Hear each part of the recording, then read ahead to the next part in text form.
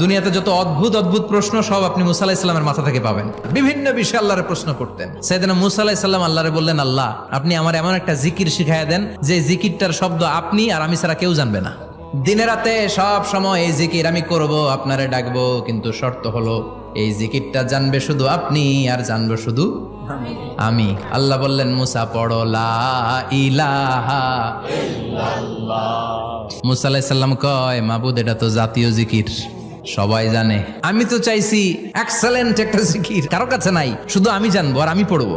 আল্লাহ বললেন, মুসা এই লা ইলাহাকে যদি এক পাল্লায় রেখে দাও, তাম বিশ্ব, 7 আকাশ 7 জমিনটারে তুলে যদি তুমি আরেক পাল্লায় রেখে দাও, লা রাজাহাত কাফাতু লা ইলাহা ইল্লাল্লাহ, মুহূর্তের মধ্যে লা ইলাহার পাল্লা ভারী হয়ে যাবে।